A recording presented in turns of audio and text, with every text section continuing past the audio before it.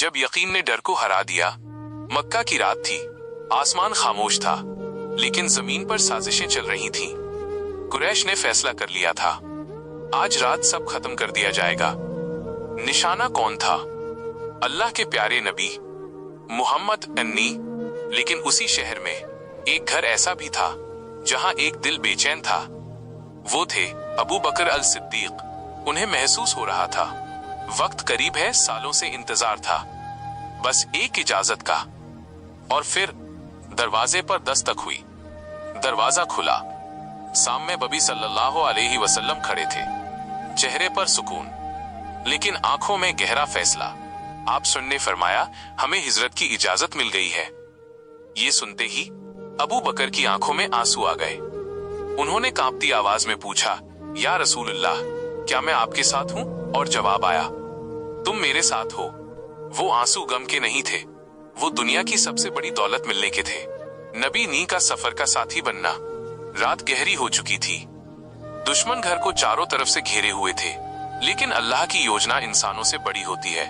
नबी शाह अपने बिस्तर पर हजरत अली को सुलाकर खामोशी से निकल पड़े। अबू बकर साथ थे, कभी आगे चलते, कभी पीछे हो जाते। नबी ने पूछा, अबू बकर, कभी आगे कभी पीछे क्यों? उन्होंने कहा, या रसूलुल्लाह, मुझे डर लगता है कहीं पीछे से हमला न हो जाए, फिर सोचता हूं आगे से न हो। ये मोहब्बत थी, ये वफादारी थी, अपनी जान से ज्यादा नबीशन की हिफाजत। सफर करते करते दोनों गारे सौर पहुंचे। अंधेरा, सन्नाटा। अबू बकर पहले अंदर गए, हर सुराख को बंद करने लगे, अपने कपड़े फाड़ फाड़ कर। एक सुराख रह गया, उसे अपने पैर से ढक लिया। थोड़ी देर बाद अचानक किसी जहरीले जानवर ने काट लिया। दर्द इतना था कि बदन कांप उठा, लेकिन वो हिले नहीं। क्यों?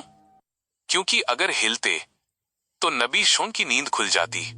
आंसू टपक कर नबी के चेहरे पर गिरे। आप जाग गए। पूछा, क्या हुआ अबू बकर? जब मालूम हुआ तो आपने अपना मुबारक लार लगाया और दर्द खत्म हो गया। सुबह होने लगी। कुरैश तलाश करते करते गुफा के मुहाने तक आ पहुंचे। उनके कदम बस कुछ इंच दूर थे। अबू बकर ने धीमी आवाज में कहा, या रसूलल्लाह, अगर उन्होंने नीचे देख लिया तो हमें देख लेंगे। और फिर वो जुमला जो कयामत तक ईमान को मजबूत करता रहेगा। नबी सल्लल्लाहु अलैहि वसल्लम ने फरमाया, गम मत करो, अल्लाह हमारे साथ है। सोचिए, जमीन पर दो इंसान और तीसरा अल्लाह। दुश्मन बाहर खड़े थे, लेकिन अल्लाह ने मकड़ी का जाला बना दिया। कबूतर ने अंडे दे दिए। दुश्मनों ने कहा, अगर अंदर कोई होता तो जाला टूटा होता, और वो लौट गए। 3 दिन बाद सफर फिर शुरू हुआ, मदीना की तरफ। ये सिर्फ शहर बदलना नहीं था, ये इतिहास का मोड़ था। आज इस्लाम मजबूर था, लेकिन कल पूरी दुनिया में रोशन होने वाला था। और उस रोशनी के सफर में सबसे करीबी साथी अबू बकर सिद्दीक। आज हम छोटी सी परेशानी में टूट जाते हैं, थोड़ी सी तकलीफ, थोड़ी सी कमी, और हम घबरा जाते हैं। लेकिन सोचिए, जब मौत गुफा के दरवाजे पर खड़ी थी, तब भी यकीन जिंदा था।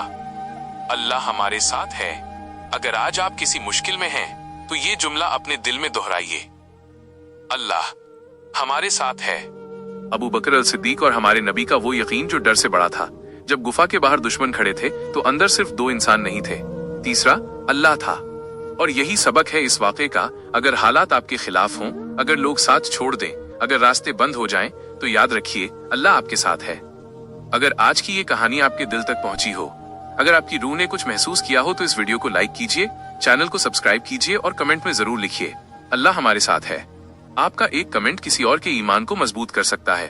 अगले वाक़े में फिर मिलेंगे, एक नया सबक और दिल को छू लेने वाली एक और सच्ची कहानी के साथ। अस्सलामु अलैकुम व रहमतुल्लाहि व बरकातुहू।